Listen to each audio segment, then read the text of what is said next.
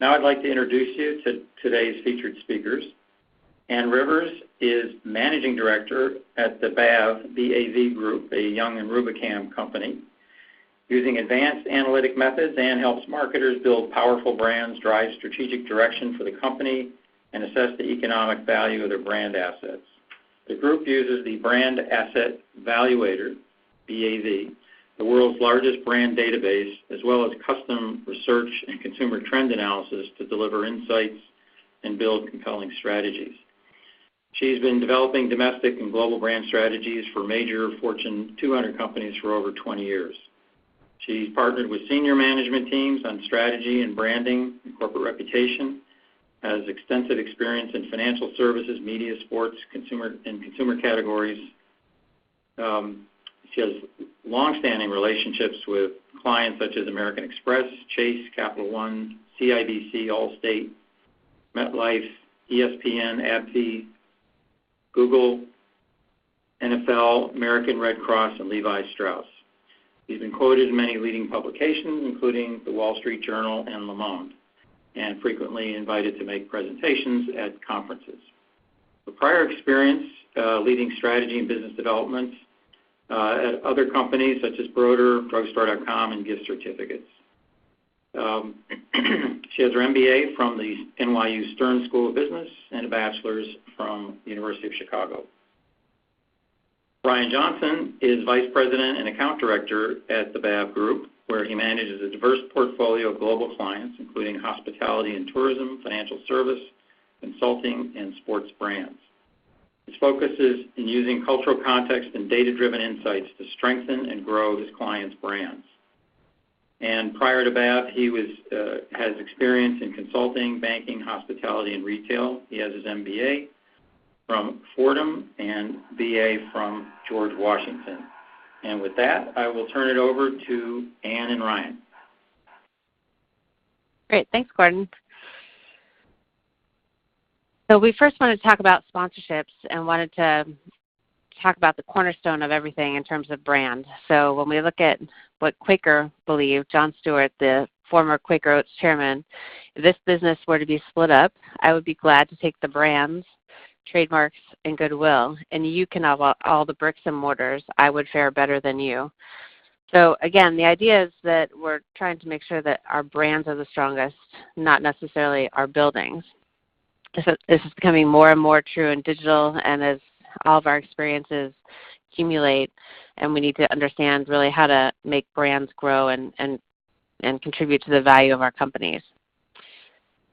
In terms of background, I will tell you a little bit about the BAV because it is the source of all of the data in this presentation. The BAV, the Brand Asset Valuator, is the largest database on brands. At this point, we've been running the database for 24 years and have amassed data from 1.2 million consumers in the U.S. and globally. So we have 56,000 brands, and Y&R has invested $150 million. So we have the opportunity to basically recreate history. So we can understand how brands develop in each market and across markets and look at them in a category agnostic fashion to really understand how brands are growing independent of their category. We use 48 emotional attributes to understand really what each brand stands for.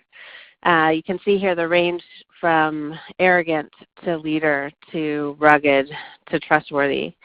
We ask the same 48 emotional attributes for every brand so we can understand what some of the strengths are, some of the weaknesses are, and if the attribute doesn't mean anything for one category, it's probably very important for another.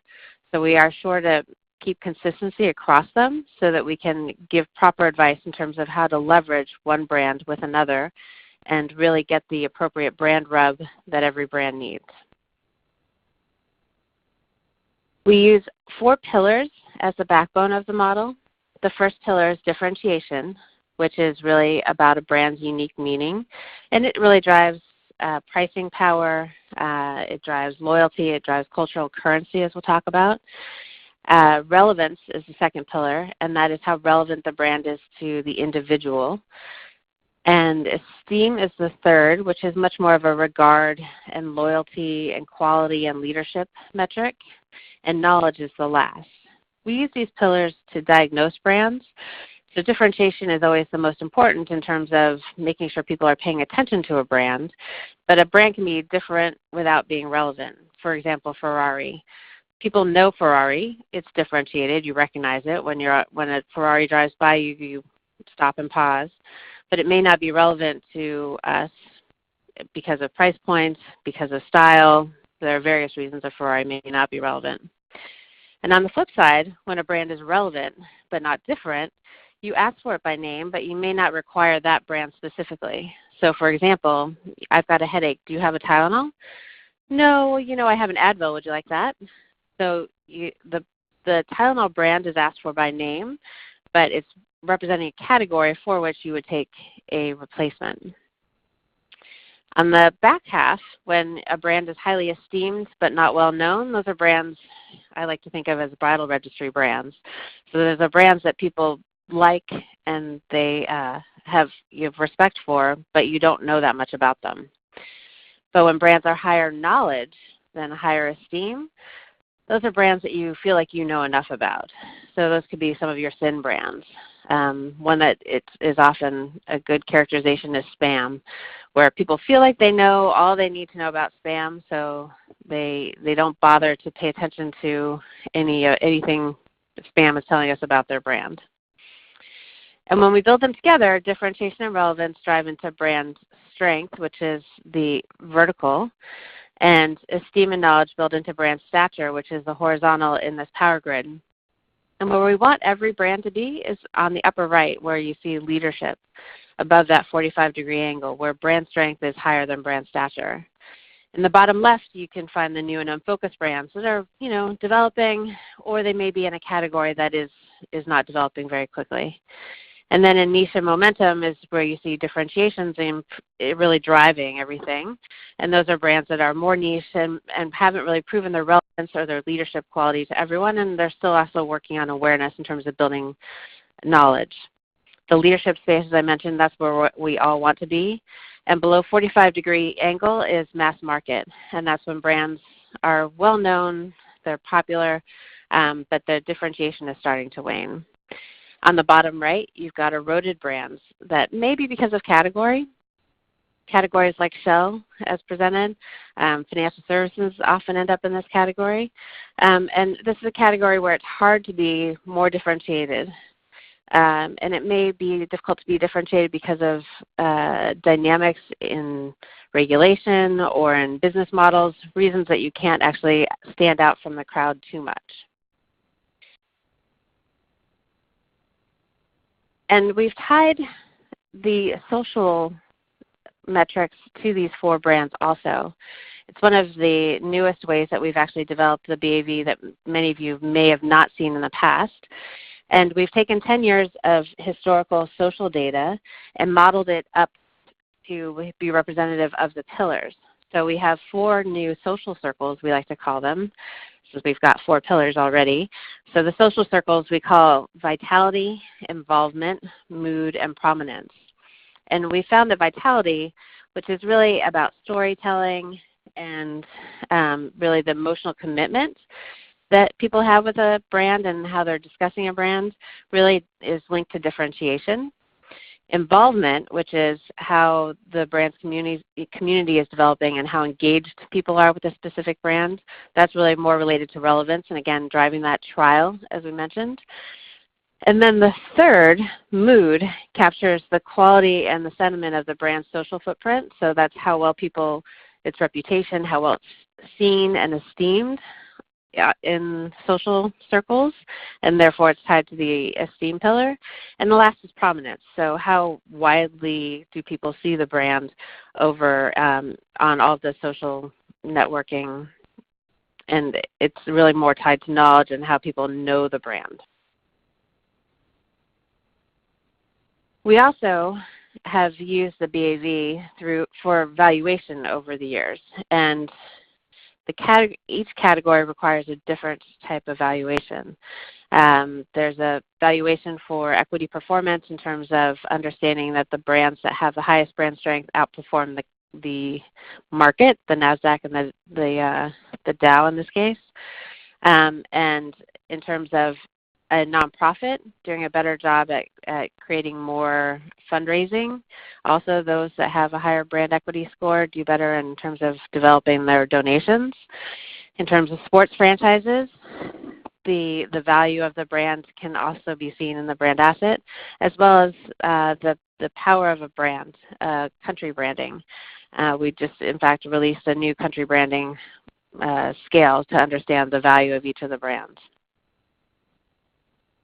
So on the next slide is how we evaluate sponsorships, which is what we're here to talk about today. So in terms of sponsorships, we recognize that there's a lot of different ways that it has been measured and is being measured across marketers. Sponsorship is one of those difficult things because it is often in marketing's purview, but sometimes isn't. Sometimes it's a pet project of a senior management team. And so it isn't necessarily just another touch point. But we contend that it should be, and it should be consistent with the rest of your marketing. And the challenge is then the measurement and the ROI. Now, the impressions have been commonly used and media mix modeling to understand really what the value of sponsorships are. And those are fine to understand the actual value you're getting from your provider in terms of your media content. However, in terms of actually the investment in your sponsorship should really be looked at a consumer level. The challenge is, especially for sports, is that so much of the population are fans of the NFL, for example. I think the NFL fan percentage is more upwards of 50%. So it's challenging to find the 50 that aren't, 50 that are. So what we do is we actually assume all touch points are generally the same. And what we would look at is really how the brand is developing, how the sponsorship brand is developing among fans versus non-fans, and how it changes over time to really see what the overall brand impact is from that sponsorship. And what we find is that we find three things that can come from a well-optimized sponsorship. The first is it helps you connect with consumer groups. And it helps connect with consumer groups who are passionate about their fandom. We're using sports as an example here, but the same actually carries through for sponsorships of other things like real estate, like arts. Arts will include visual and performance art. And also some nonprofits. So the sponsorship will actually work with all of these. And the interesting thing is to connect with people on their passion point. The second is that it actually drives consumers through the funnel. Sometimes consumers can't even tell you why. And we'll get into this a little bit. But for example, when a Jets fan decides that it's time that they need insurance, they're going to think of MetLife without even recognizing that they're thinking about MetLife and why they're thinking about MetLife. It's because every time they've watched their team that they love, they've seen the MetLife brand on the stadium. And the third is to really ignite the sponsor branding culture. And this is, again, back to that social component. And the more we can get consumers to talk about our brands, the better off we're going to do in terms of having them loyal, as well as, again, building just simple sales and brand equity. So first, we'll take the audiences. So when we're trying to connect with audiences, it can be a challenge. Here we have an example of a bank brand and how each of the different constituencies feel about the brands. So brand passionates, as you'd expect, believe that the brand is very, very strong. Brand users also believe that that brand is strong. It's a little bit of a chicken and the egg. Of course I use the brand because I think it's great. I think the brand is great because I use it. Brand considerers who are considering using the brand also think the brand is pretty good. But then when you start to look at the wider population and demographic cuts, you can see that there's weakness. Republicans happen to be higher than Democrats. Hispanics happen to be higher than enterprise decision makers, and you can see that they're weakest among the boomers. But here in the middle, we have NFL fans and sports fans. And so both of those groups are bigger fans of ours than the overall men and overall women. So as we think about it, that NFL fan or the sports fan are actually going to be more interested in learning more about our brand than a simple demographic cut. So think about how to build that differentiation on. When you look at the sports brands, you can see that the sports brands are to the right. And in terms of the things that are most difficult for big brands to often get, Bank of America, Coors Light, Sprint, T-Mobile, the most difficult for them to do is to build differentiation. If you harken back to the power grid, I mentioned that brands that are in the eroded space, the bottom right, the challenge for them is getting energized differentiation because they have regulation or business model issues to actually build differentiation and prove why they're different. A sponsorship opportunity is one way that those brands can prove that they're different. They are usually unique in terms of there's an exclusive sponsor, and so brands can actually pick up some differentiation by their association with the various sports properties. And here you can see MLB, March Madness, NFL, NHL, the college football playoffs, the MLS, NBA are all on the right side in terms of understanding the value of their differentiation. On slide 13, the next slide, we get into understanding the NFL fans versus non-NFL fans. So NFL fans love the NFL. So for an NFL fan, the Super Bowl is just the best day ever. As you can see, it actually peaks out on brand equity at 100 across the board, and they love the Super Bowl. And the NFL is right behind it. And then in terms of the individual teams, everyone, of course, has their favorite team and their second favorite team and the team they hate. So as you'd expect, NFL fans love certain teams and, are less fans of other teams. And one thing to note as a side note is that things like the Packers. The Packers is actually in the smallest media market. So this is the challenge I mentioned before in terms of impressions or implied impressions versus brand sentiment. The Packers have the smallest media market of all of the NFL teams, yet they are actually the one that is the most universally liked because they're usually people's second team. So people have their favorite team and then, the Packers are, right?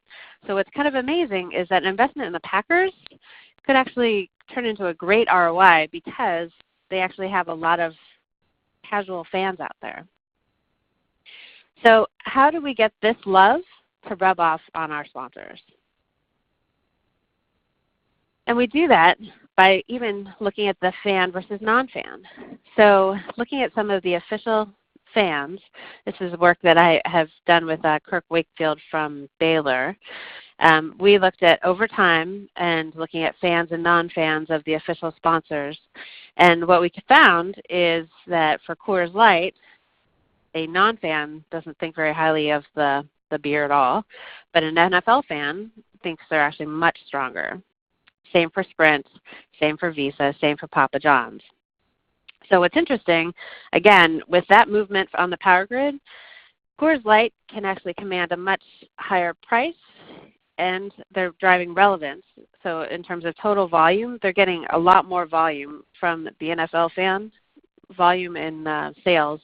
They're getting a much more volume from an NFL fan than a non-fan.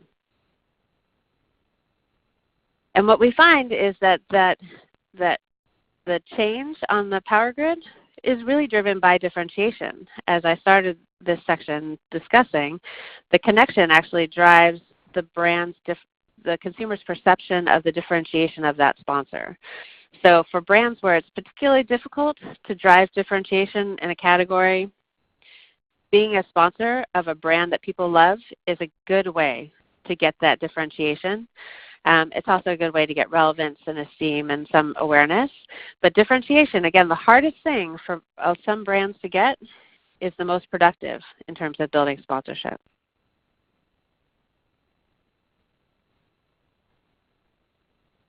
The second way sponsorships can help brands is to drive consumers through the funnel.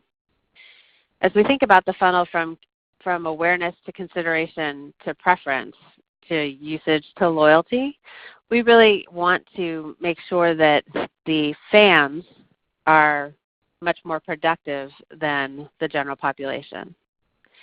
So when we look at the actual funnel for Capital One, again, the components here are I know the brand, consider it, use it, and loyal to the brand. And we look at NCAA fans, for which Capital One is a capital sponsor, I believe, versus the general public. So we aren't even looking at fans versus non-fans.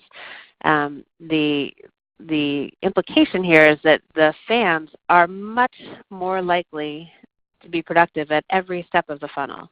So in terms of knowing the brand, they are higher by 3 points. In terms of consideration, much higher. Usage, 4 points higher. And in terms of loyalty, 2 points higher. Obviously, 10% and 2 points doesn't sound like a big change, but in terms of retention, that's actually a significant amount. And when you can apply a long-term value to those 2 percentage points, it's going to be a very useful investment. And it starts when you look back to the power grid and the pillars. So when you look at NCAA, the gray bars are all adults compared to NCAA fans. You can see that consistently NCAA is much higher among NCAA fans. Not very surprising. And for Capital One, we find the same though. We find that especially the pickup in energized differentiation and relevance, as we saw before. And on the power grid, you can also see that it actually pushes Capital One from the commodity space in the bottom right on the power grid to above that line, which is actually a big challenge for financial services brands that are held in that bottom right space because of regulation and business model. So that sponsorship has been very productive in terms of NCAA fans think much more highly of Capital One. And what they can also get is changing the essence of the brand. So the NCAA is known for being fun and energetic and high performance and social and dynamic. And by the way, most of those things are not what people perceive Capital One as. They see Capital One as trustworthy, reliable leader. But those elements of fun and social and energetic and high performance are going to help people feel better about their bank and not be as likely to attrite to go to a different bank or to be more patient with the bank or believe it's the best because they actually are a sponsor of something that they feel passionate about, the NCAA and college basketball or other NCAA sports. And what's interesting is that Capital One did a great job of really making their creative much more relevant to their sponsorship. In 2008, they were spending a lot of time using their same ads, the Visigoths, on March Madness advertising. And there was some pickup, but it wasn't as strong as it could be because the ads seemed very irrelevant to the people who are watching March Madness and the Final Four. So they started evolving it by, you can see Charles Barkley and Alec Baldwin there, and then now they've developed it all the way down to being very specific where they actually have talk shows in front of an NCAA and Capital One screenshot. So they're pulling the partnership together closer and closer all the time so that people can understand that Capital One is a true sponsor of the NCAA, and they're pulling that strength along to the Capital One brand. And 21 shows the proof. So the sponsorship pays off. So I apologize for the busy slide, but we wanted to show it all. So when you start on the left, you can actually see that in terms of just NCAA fans over time. So we've already shown you that NCAA fans are higher than all adults. So now we're just looking at NCAA fans. So NCAA fans over time believe that Capital One is much stronger. And you can also see that they don't think the category is stronger. So Capital One has actually improved in a downward trending market, which is very challenging. You see that also in the pillars. where differentiation, relevance, esteem, and knowledge, and relevance and esteem and knowledge are actually higher in 17 compared to 2008. There is obviously a little bit of pressure from the category that differentiation is a little bit lower, but compared to the category average directly below it, the fact that differentiation did not decline significantly and it did for the category is a big help for Capital One. And finally, on the right, you can see that the every step of the funnel is also productive over time.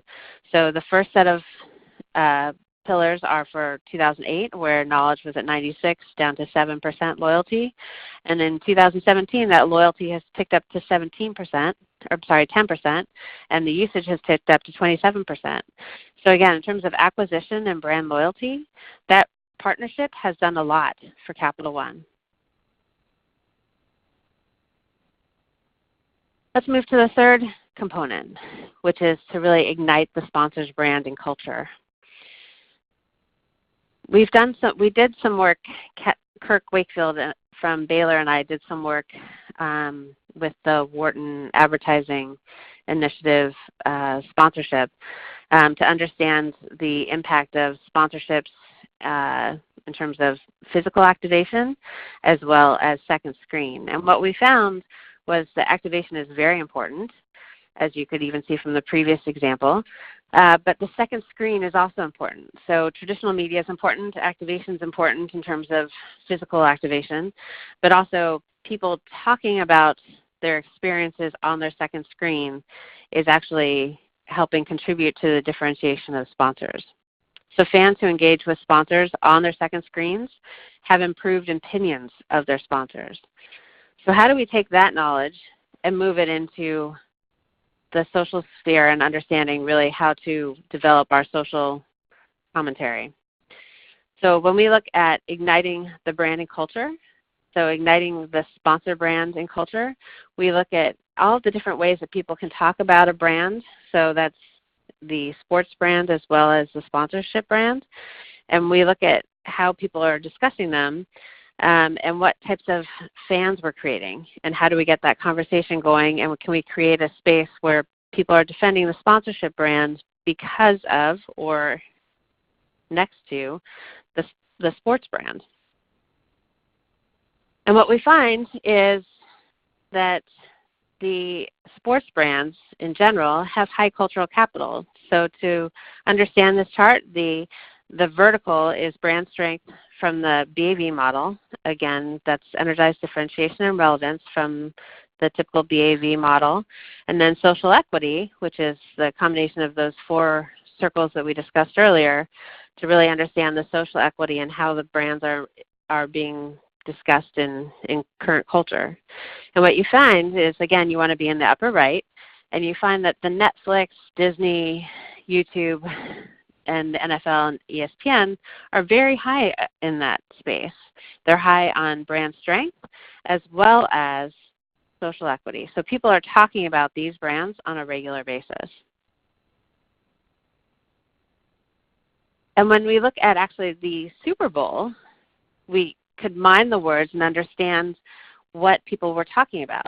So when we look at all the social conversations going on around the Super Bowl, you get lots of conversations, right? And some small portion of them are about the sponsors, but the most important thing here is it's being talked about a lot. And people are very passionate about the NFL and about the Super Bowl. The Super Bowl is, I don't know, probably a little bit less than a quarter of the whole chart. So people are very interested in the NFL and talking about it on a regular basis. So that creates a lot of activation opportunities for a sponsor. And when you look at the NFL advertising during the Super Bowl, you actually see that there was marked improvement on that social component for each one of them. So for Diet Coke, it actually moved up on vitality, which is, again, that differentiation component, and involvement, which is that the relevance component, so people are more involved with the brand. So in terms of Diet Coke improving on vitality and involvement from their ads during the Super Bowl, they're going to get more people considering the brand and trying the brand.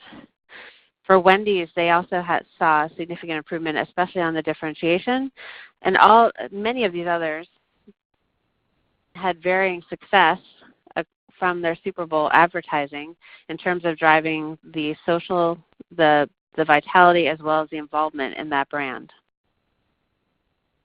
What we did find is that Toyota did a great job in terms of driving conversation.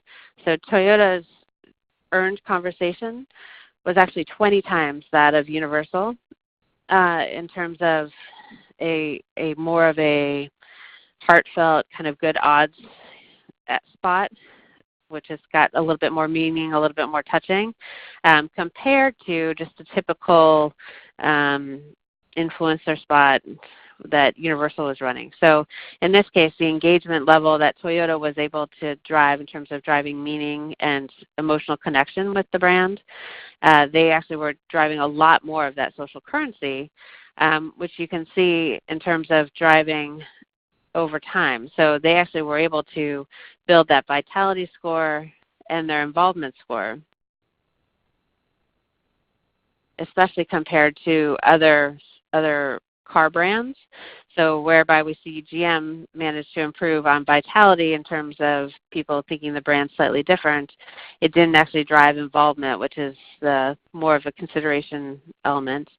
But Toyota was able to do both, so drive people's interests as well as drive their consideration in terms of trying out the Toyota brand. They also had significant gains on trustworthy and progressive, mostly because of the creative that they selected. So they've done a very successful job of really igniting their brand. So we'll come back to, again, the three components. And the first is that sponsorships help you connect with customer groups that you couldn't really define using just demographic data. It helps you get to a passion group that are already paying attention because they have such passion for whatever type of brand you choose to sponsor. Again, we focused on sports in this case, but the same would actually carry through to any other of the passion points that consumers have, whether it be the arts or nonprofits. All of those will actually carry the same sorts of goodwill that you get here from the sports brands. It also helps drive consumers through the funnel, so the people who are bigger fans of the brand that you're sponsoring will actually help in terms of driving your sales and your performance. And lastly, it helps ignite the brand. It gives people something to talk about. It gives them the opportunity to talk about the sports brand or the arts brand that they love, but also talk more about your sponsor brand. So at this time, I'm happy to take questions, and again, incorporating the elements that at BAV we like to think, do, and engage, and try to really understand what consumers believe about each one of the brands.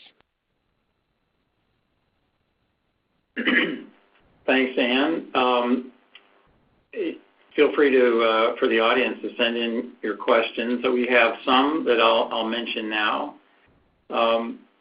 You made several references to social media, and the question has sort of been asked throughout the presentation, but maybe if you could sort of look across the different ways you incorporate it, that's really the question. How does social media fit into the BAV methodology for evaluating sponsorship?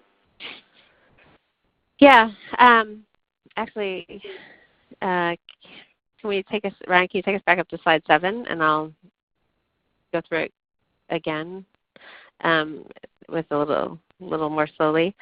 So what we've done is we've taken 10 years of social data from all of the various sources, Watson and Twitter, all of the typical sources in terms of understanding all of the social discussions. And we've modeled every social conversation about a brand back to the BAV data. So we're using 10 years of BAV data on the 4 pillars peer, differentiation, relevance, esteem, and knowledge, and model them to the interactions that people are having with brands in terms of how they're talking about the brands, whether they're liking the brand, whether they're talking about the brand, whether they're going to a website. All those individual components are included in terms of understanding the social, and then understanding which of those tie up to each of the pillars.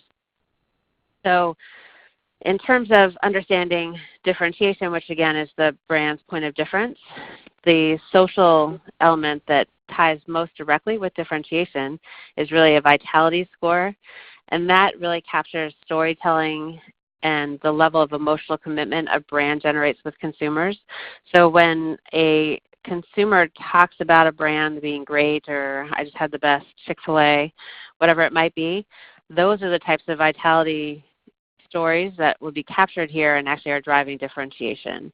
Basically, the consumers that are talking about those brands are taking it on themselves to point out the differentiation of your brand.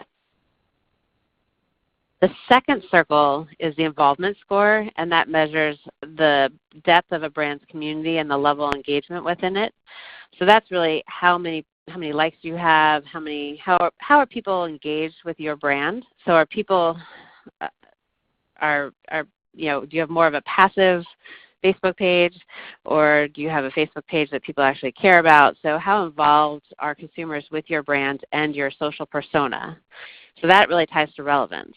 And when you think of how that really becomes its own circle, is that relevance drives consideration and trial. So involvement in a brand means people are trying out the brand, talking about the brand, perhaps before trial, and so an engagement of doing research online, those types of things are actually going to drive the relevance of that brand.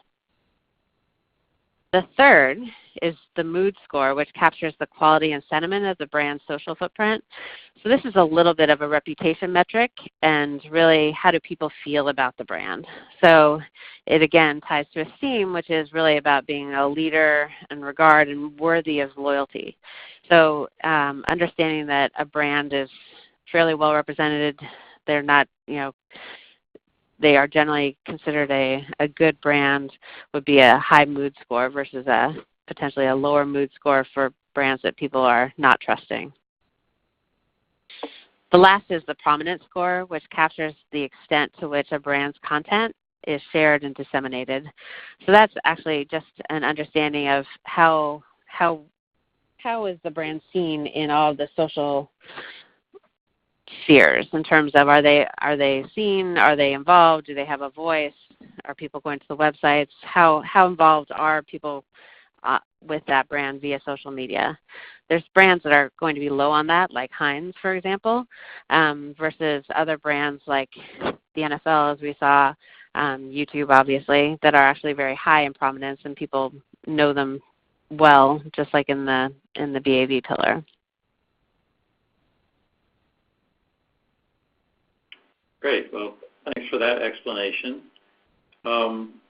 You've made reference to at least two different funnels in the discussion. One was related to Capital One, and then there were some others relative to changing communication strategy during the sponsorship. Can you elaborate a little more on the differences between the funnels? Yeah, there were two presented, and the first is here, and that's actually looking at NCAA fans to adults. So when we look at sponsorships, there's two ways to really evaluate a sponsorship. There's the fan base compared to a non-fan base or an all-adult base, if you will. You can use either to understand how much more the fans are engaged with your brand, and in this case, the funnel. And the second way is to look at the improvement of the fans, because you would hope that the brands are actually improving over time. So in the first funnel, we saw that NCAA fans are higher than all adults. And on this funnel, we see that they're improving even among NCAA fans over time. So as their creative really evolved and became much more consistent with what March Madness people wanted to see, they actually became, even NCAA fans became more efficient on the on the funnel here. So you can actually see improvements among the fans over time. So, and I think that answers one of the other questions, what kind of analysis is underlying this? So you're saying the fan versus non-fan is a comparative analysis, and then you're also using a analysis over time to look at changes in response that happen at different levels. Is that right? Different levels of the funnel? Exactly. Okay. And brand equity, so a little bit of both. Yeah, because you'd like to see improvement for both. You want to believe that it's a more attractive demographic, or it can become a more attractive, not a demographic, but constituency group, and then that constituency group is becoming more productive over time through the investment. Right. Have you experimented with using this methodology to calculate a financial return relative to the cost of sponsorship? So an ROI that's specifically related to the amount that's spent for sponsoring purposes. We have, actually. I couldn't find any that I could blind in a way that would be useful to put in this presentation. But yes, especially for sponsorships investments, it's actually fairly easy to put a dollar value, because you can actually assign a dollar value, for example, either on the pillars, on a marginal improvement on a pillar, or on the funnel metrics. And then the sponsorship investment levels are also fairly well known. So what we can do is we'll look at all of the investments in one particular property and look at the changes over time for that brand and for the sponsorship brands to really understand the marginal value and the ROI of that sponsorship. And we would use these same sorts of changes in terms of brand equity, comparing fans to non-fans, and then development of that group over time to understand that ROI. One of the builds on that question is that pointing out that sponsorships often do have multi-year time horizons in terms of the spend and then the expected response. Do you or could you use this for multi-year analysis of sponsorships?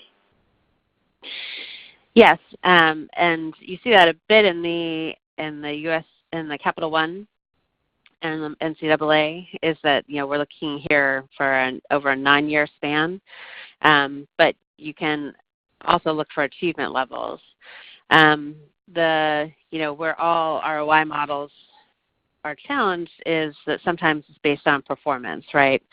So with Capital One, it was a good choice to move from kind of the standard advertising to invest in the more topical advertising creative to go along with the sponsorship. So I think that type of long-term modeling is important so that you understand what the investment should be up front, because it is going to be much more productive when you can actually do activation correctly instead of just saying that you're the sponsor. The activation is really important in terms of garnering the value from that sponsorship. Yeah. So here's another build. I guess this is going a little deeper into how this can be used, to get more diagnostic information. How does the length of the sponsorship affect the impact? For example, one particular event versus a full season. Well, that's kind of interesting. It's a bit of a challenge a little bit with the finals. So it is universally true across all the sports brands that we carry that the final, so whether it be the Super Bowl or the Stanley Cup or the NBA Finals even, or the World Series, all of those finals are much more highly regarded and more highly watched than the property or any of the, kind of the day-to-day property or teams. So, and I think actually the sports properties are charging commensurate. So a Super Bowl spot, being some value of investing in the NFL over the entire season is about right in terms of people's attention and focus. So the challenge then is really on whether you want to, what you're trying to develop in terms of the fans of the finals. There are going to be more of them, but in terms of depth of fandom, it's probably not going to have the same kind of effect as a long-term effect of just a sports property or a team. Is sponsorship more important as you see changes and perhaps weakening in the role of traditional advertising? I think the larger question is, how do you look at the effect of sponsorship relative to traditional advertising? But is that something you look at, and then is it changing in relation to changes in traditional advertising? Yeah, we looked at this a couple of years ago, and in terms of sponsorship in general, I think sponsorship is, depending on the investment, it could be a very efficient way, especially as the way consumers are consuming content. Even I'm not even going to say TV advertising or anything. The sponsorship is a good way to actually make sure you hit all of the different ways that people consume content. So if you're an NFL fan, you're going to consume NFL any way you can. So whether it be network television or via your phone or whatever it might be, going to a game.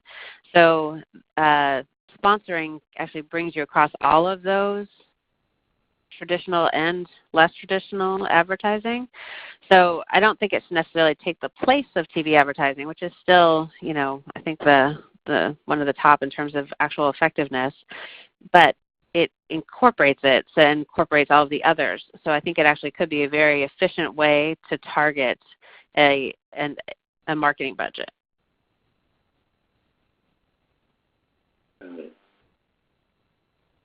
Do non-fans care about sponsorship, perhaps because they're trying to fit in with others in the community? They might. For example, the MetLife Stadium in New York, you could almost take it to a different sets of fan levels. So for MetLife, they also host different soccer games, concerts. So they're doing a good job of actually activating the stadium and therefore the MetLife brand across all of these different passion levels. So it could even be, I don't know, they probably run the boat show or WrestleMania type of thing. But whatever they actually have in the stadium, they're also hitting those passion points. So by sponsoring the stadium, which you might think is just the Jets and the Giants, but even there they're getting both teams. But they also got the Super Bowl, and then they also get all of the other benefits of all of the other activations of the stadium. So obviously there's going to be people who notice that MetLife is sponsoring, regardless of whether they're actually an NFL fan or not.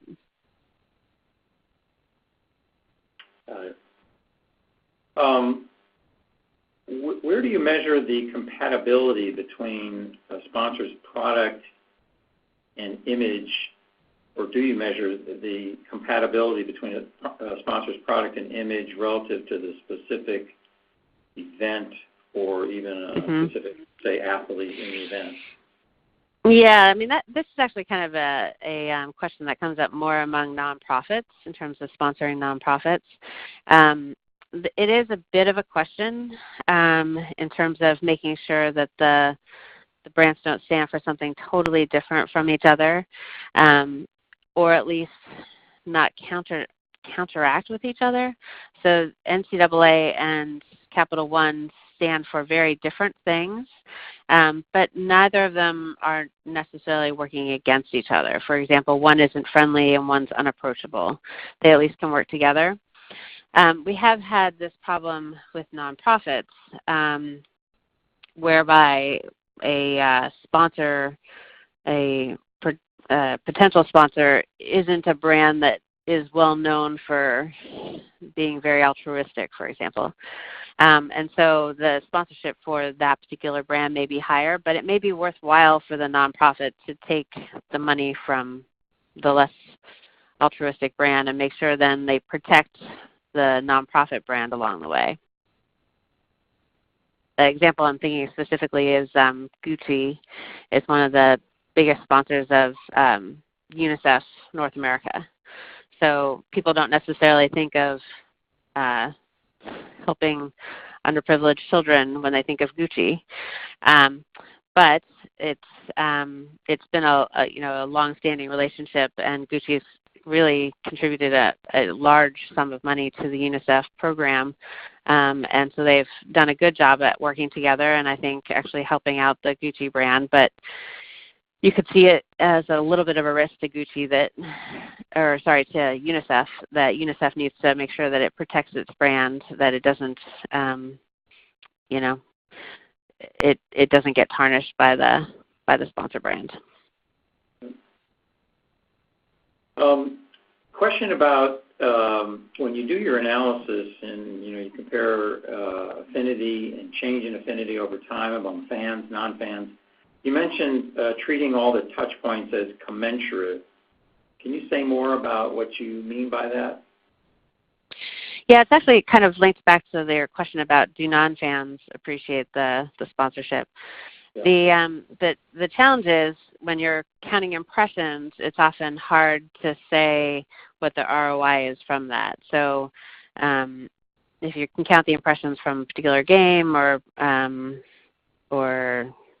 so during a specific game, an airing of a game, and then through cost per click, all those types of things, it can be a little bit of a challenge. Or even billboards, for example. There's a congratulations Eagles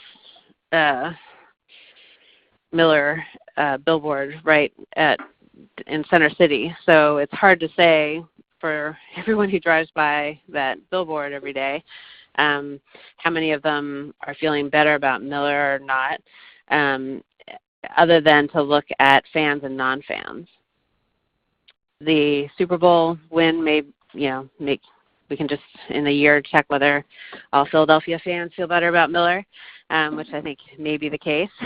But in general, it's hard to siphon out each individual impression between a fan and a non-fan, just because the fandom levels are so high in society that it's easier just to look at it as fans and non-fans and assume that non-fans are seeing less of the sponsor than a fan. One question I have is, you've talked a lot about the measurement and analysis, and can you say something about some more examples or illustrations of how decision makers use this kind of information, what they might do differently based on having this kind of information about sponsorships?